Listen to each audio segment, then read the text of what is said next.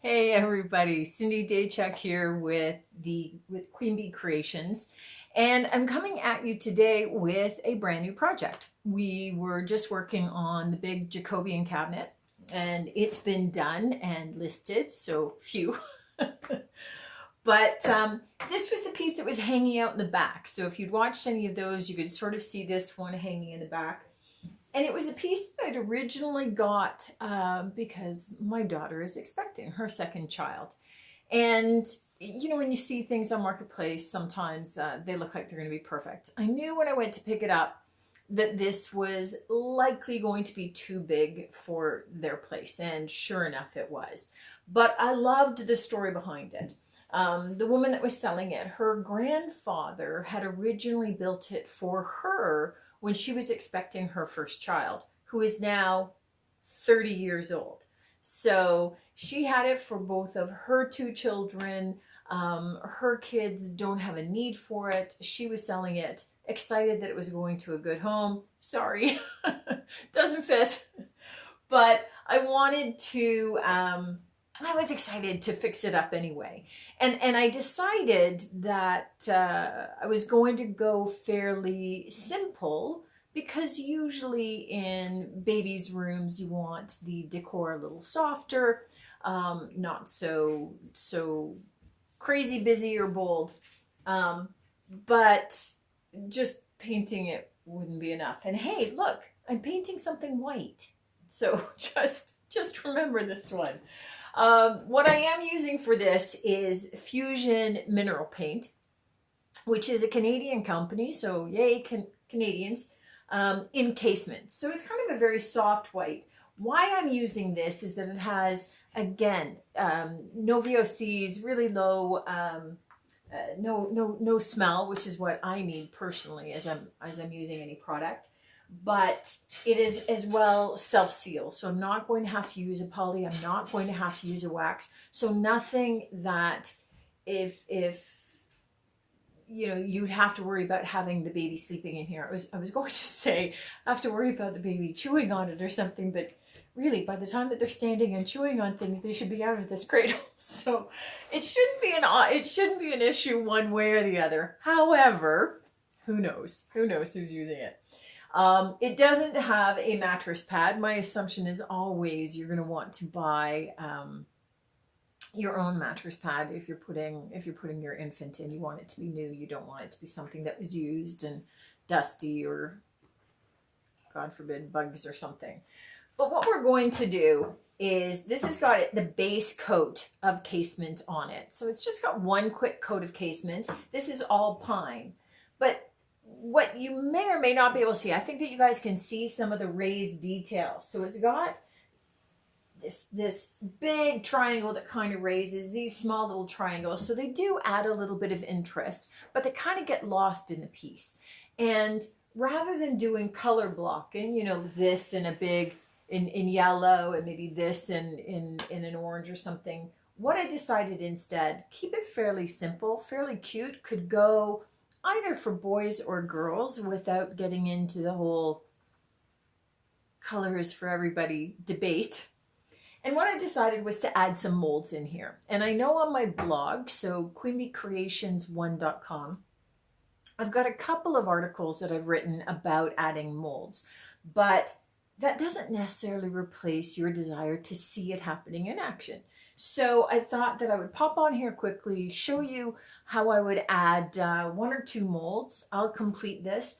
Obviously, I've got both sides to be able to do, and there's actually a small triangle on each of the ends. So I'm going to be adding those, and I'm doing it all on the outside. I don't want to add any on the inside. So again, there's no concern about breakage. Oh my goodness. Anybody with dogs find that they have to be exactly where you are. She has the entire house to lie down in, but no, 4 inches from me. Bless her heart. She's 16, so really she can do whatever the heck she wants to. But here I wanted to add some simple molds here just to add a little bit of dimension. I'll then be painting everything white again, possibly a third time depending upon the coverage I get. White is one of those colors that you often end up having to add a few more coats than you might a darker color. So another coat, possibly a third in white. And then I'll have you join me again as we get into a little bit of the hand painting. So I'll show you again a little bit of the detail work that goes into it. But for today, what I am going to be adding is, today I'm using a mold. So the molds are silicone molds like this.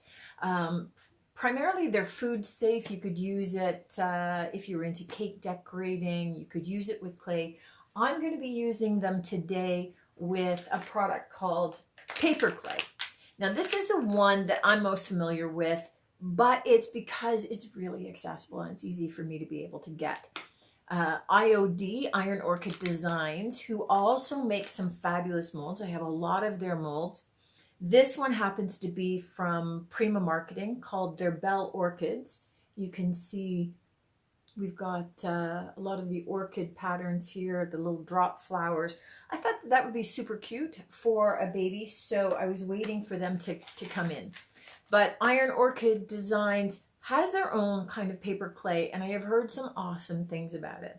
If you find that some of the clays are a little bit too stiff for you to be able to use, it's supposed to be a little bit softer, a little bit more malleable, good for maybe arthritic hands, those kinds of things.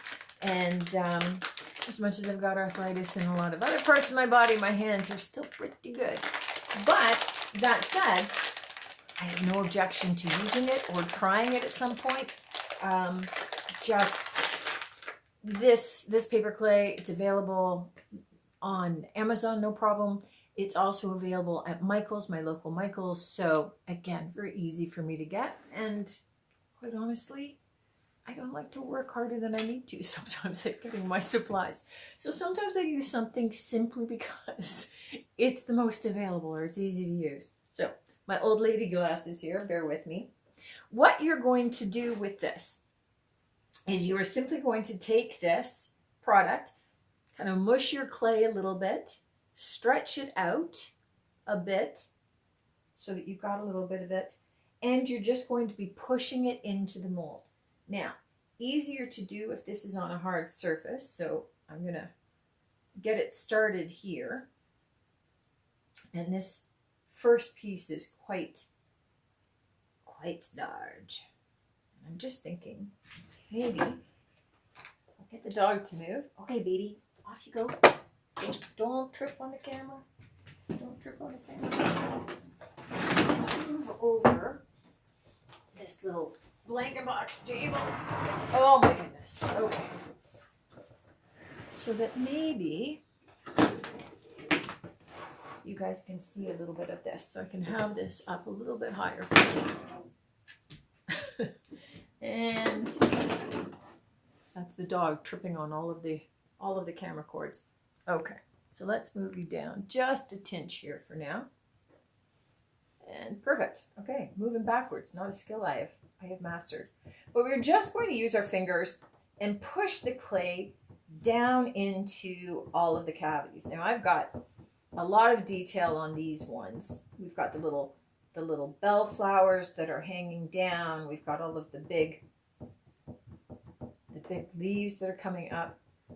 But we just want to push them down. And most of these molds are quite detailed in a lot of respects. So you want to be able to get that clay down into all of those crevices so that you've got all of the detail when you pull it up as it comes up in reverse. Now, if you find that your clay is sticking inside your molds, you can just take a little artist brush, dip it into some cornstarch, and kind of dust the inside of your molds, and that would help them to be able to release easier. I usually find that it's after I've used molds for a little bit that they start to kind of wear down a little bit, and then I need it. Once you've kind of got this pushed in, now you want to start to level it off. And what you don't want is to have this kind of raised up higher than kind of flat or flush with the mold, because then it's not going to sit nicely on your piece. It's going to sit sort of bowed up or a little bit raised. So you can take any kind of, item that's flat, and I will often just use like an old gift card or credit card. All right. Does anybody have old credit cards? Usually you don't want those hanging around, but an old gift card that, has a zero balance on it and it's not a reloadable one maybe. And I just pull off the excess. Now this clay dries out very quickly. So any of the excess you're going to want to get back into your bag while you move on to other things, just so that it doesn't harden up on you and prevent you from losing it, right? Not being able to use it as you move forward. So I'm just kind of moving some of this clay around, moving it down into some of the low spots so that it's going to sit nicely on my piece. Now I will say this, one advantage of the IOD molds is that each of the little crevices has around all of the molded areas, has what they call a micro rim, which is just this little edging that when you push against it, it kind of nicely kind of shears off your clay so that it fits into the mold perfectly. And I think that that's a patented design for their molds. That said, though, there's no real problem in using the Prima molds, and this happened to be the pattern that I wanted for this design. So again, nobody's paying me to use their products, so I use whatever the ones I want to and where I want to. When you go to unmold, I was trying to think of that word. When you go to unmold, flip it over, and you're going to do this upside down, and just peel the mold back. And this is especially important as you have some detailed ones. Don't freak out if some of it doesn't come out, if some of it sticks or if it breaks, because we're going to be gluing this onto our piece anyway, and we can just simply glue those extra pieces in. You're never going to be able to see or to know. But what we don't want to do is push too hard on the clay, because then that's going to eliminate all the detail of our piece. Okay? So the next important thing is understanding the gluing process. Now, not that gluing is particularly tough or difficult in any way, but understanding kind of the type of glue or what you're going to do. If you are gluing down onto a piece, so if I turn this on its side and I was gluing down onto it, then I could pretty much use whatever glue I wanted. I could use a craft glue or a wood glue, a Gorilla Glue, E6000 would work. I mean, you could get away with almost anything that you have on hand.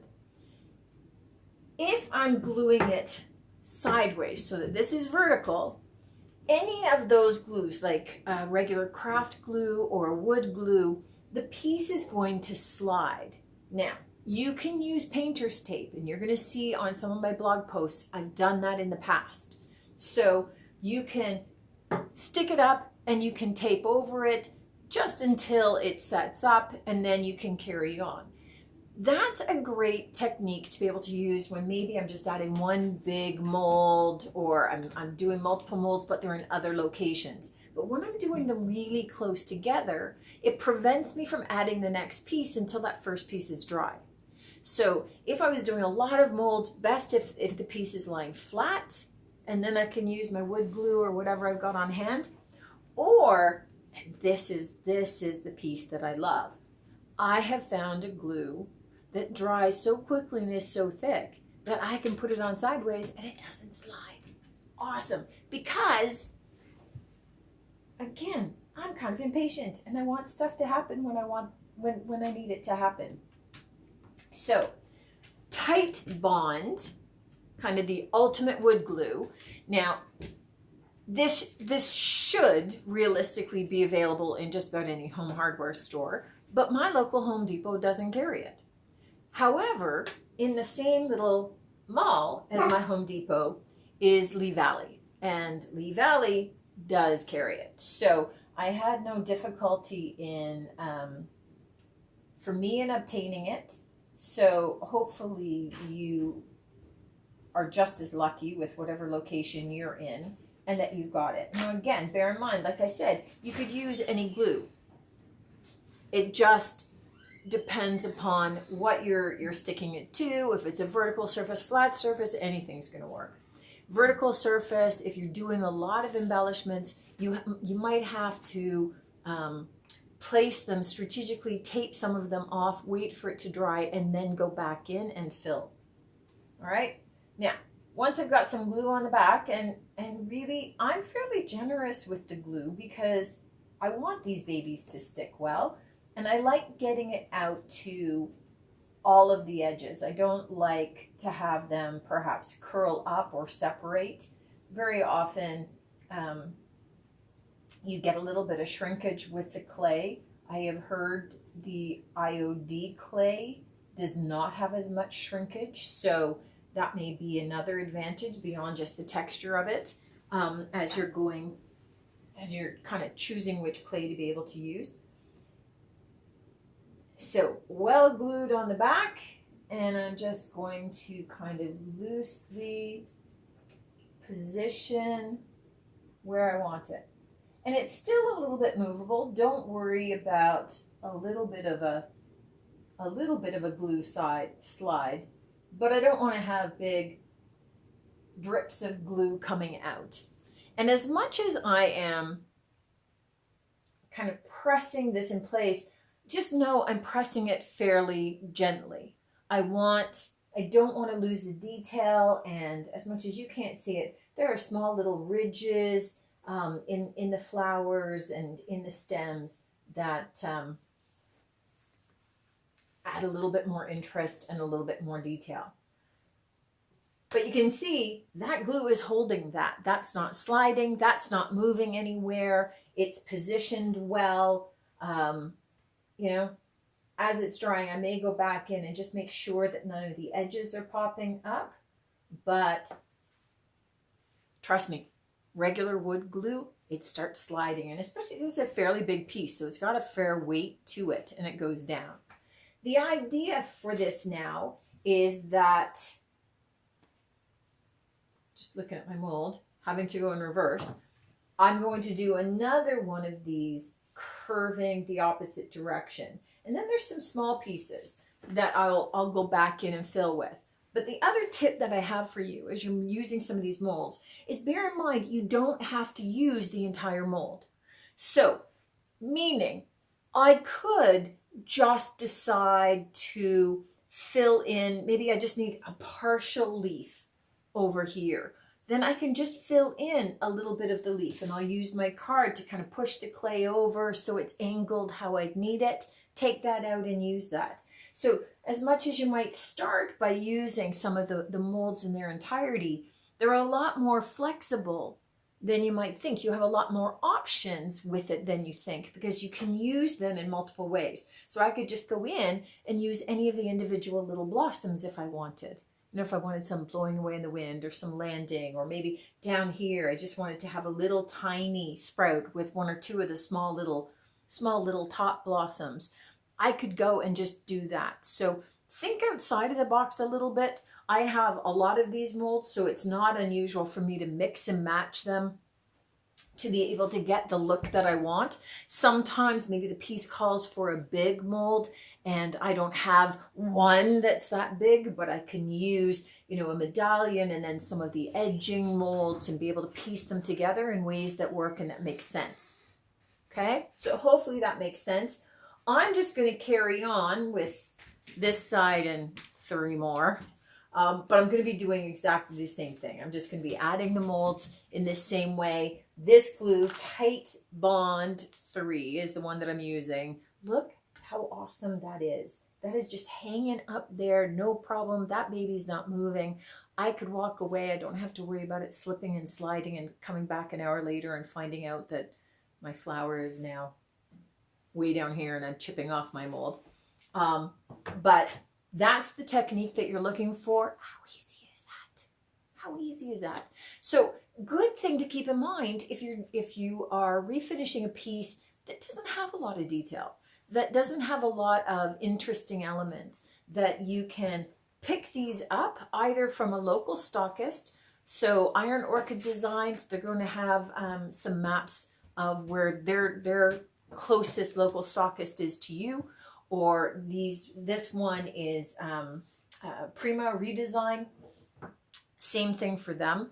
But you can also look at some cake decorating ones. So some of my small flowers are cake decorating little silicone molds. There's a lot of options that are out there. Some of the candle ones, the wax ones are lovely, but some are way too thick. You know, it'd be sticking out of your furniture by about 2.5 to 3 inches. So just keep in mind where it's going and what you're going to be using it for, and the functionality of the piece more than anything else. But this glue is awesome. I'm not going to have to worry about this as I would sometimes with some of my taped off pieces in the past. So that's just an exciting find for me, and look at what kind of life I have, that this is my big excitement moment for the day. But it makes a huge difference in terms of just speed of moving through these things. And when you're doing a lot of painting or you have a lot of detail, and some of my past pieces I've added a lot of embellishments, it makes life a lot easier because I'm going to be able to layer and overlap some of these leaves and things all in one go, which is super awesome. So I'm going to carry on doing the rest, and I'll get it painted once or twice, and then we'll come back and I'll show you the details, show you how it turned out, and we'll do a little bit of detail painting. So you'll see kind of the direction of my thoughts with adding a little bit of color, but just in some subtle pastel kind of looks. So hope you're having a great day. It's been awesome. Looking forward to coming back and finishing off this piece with you, but keep the molds in mind if you're looking at adding some detail to your pieces, and I'll see you soon. Be awesome.